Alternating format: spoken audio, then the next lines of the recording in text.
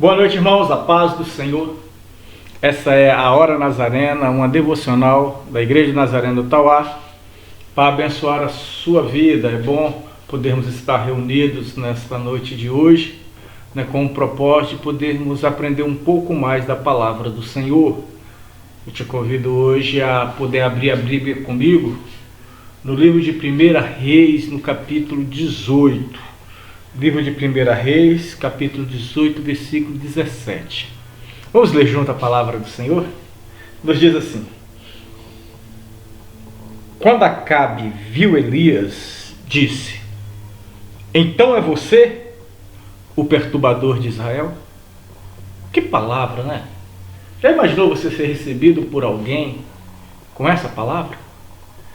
Por acaso é você o perturbador de Israel?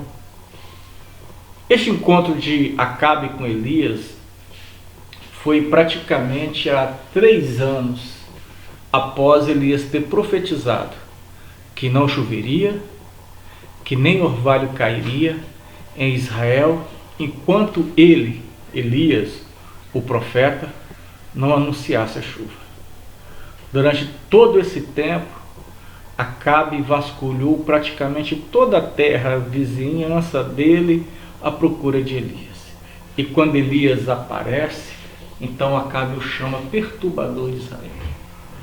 Quando nós olhamos para pensar isso, talvez nós venhamos a dizer: ele está chamando a Acabe perturbador de Israel porque a sua profecia trouxe literalmente a falência das finanças de Israel, porque durante esse tempo sem chuva, Israel era uma comunidade agrícola, então não pôde plantar.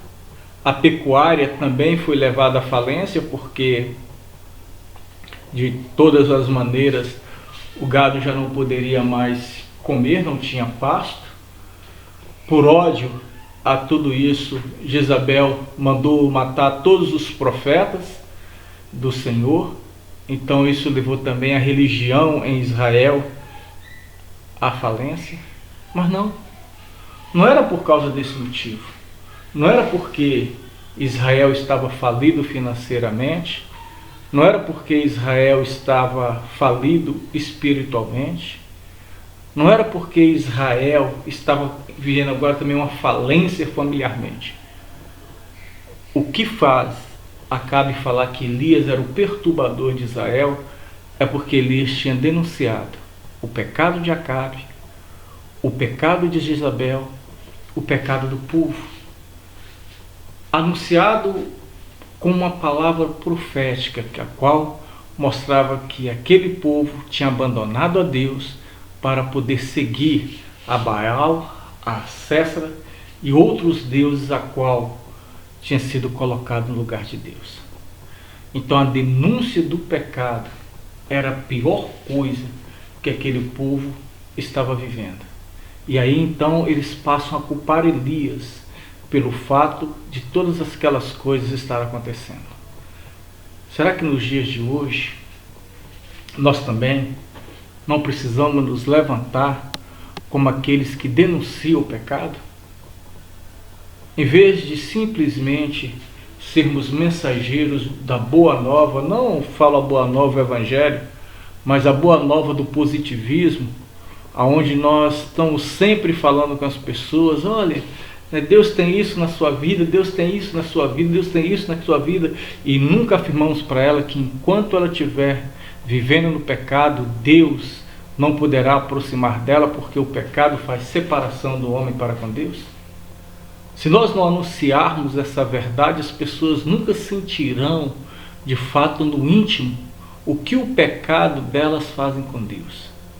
E por isso, elas sempre acharão que poderão estar cocheando literalmente entre duas coisas. Ao mesmo tempo em que elas vivem as suas vidas de forma particular, indevidamente distante do Senhor, elas vão aos cultos, às missas, a qualquer outras celebrações cristãs, achando que Deus não tem nada a ver com aquilo que está acontecendo. A verdade é, a denúncia do pecado sempre perturbou o homem. Elias se levanta como aquele que denuncia o pecado do rei. Depois nós vamos ver João Batista, quando estava também no deserto, e ele denuncia o pecado agora de Herodes, com Herodías, a mulher do seu irmão. Paulo denuncia o pecado das nações pagãs, e todos esses homens, o que tinham eles de comum? Por onde quer que eles chegavam, eles estavam perturbando ou assombrando o mundo. Às vezes, nós devemos perguntar sobre a igreja hoje.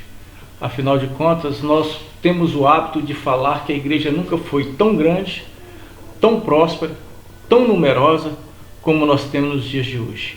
Mas ao mesmo tempo, nós vemos uma igreja que não denuncia o pecado, que não fala contra o pecado, que quer anunciar uma boa nova, uma vida onde as pessoas podem viver a sua vida sem abandonar os seus erros.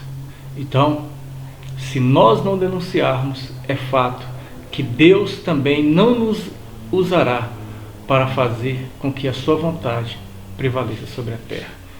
Você quer, de fato, ser um instrumento na mão de Deus para ser usado nos dias de hoje? Peça a Deus para que você também seja um perturbador, aquele que denuncia o pecado, aquele que faz com que as nações, as pessoas, elas temam estar diante de ti, porque sabem que a palavra de Deus é verdade na sua boca, e elas vão fazer de tudo para não te ouvir, mas aquele que te ouvir entregará a sua vida a Deus e mudará as suas vidas, porque sabe que o seu pecado está sendo denunciado. Elias, ele literalmente causa um reboliço em Israel, sem temer, sem a ideia de que iria ficar como mal visto, iria ficar como aquele que tocava o terror, ninguém ia gostar dele, todas as portas para ele fecharia, ele não poderia mais entrar no templo, ele não poderia mais chegar diante do povo, a sociedade olharia para ele com desprezo. Para ele, o que era importante é estar bem com Deus. E nós precisamos ter a mesma visão. Não nos importa se os homens nos odeiam, até porque Cristo disse: assim como odiaram a mim, também odiarão a vocês. Então não há amizade entre o profeta e o mundo, mas sim a amizade do profeta é Deus. Sermos amigos do mundo é sermos inimigos de Deus, mas sermos amigos de Deus é sermos inimigos do mundo. E o Senhor tem nos chamado nesses dias de hoje a denunciar o pecado dessa nação. Faça isso e Deus certamente lhe abençoará. Essa é a Hora Nazarena, mais um devocional da Igreja Nazarena no Tauá, para abençoar a sua vida, a vida da sua família e aqueles que estão à sua volta. Deus te abençoe, fique com Deus. Amanhã estaremos de novo neste mesmo horário. Deus abençoe a sua vida.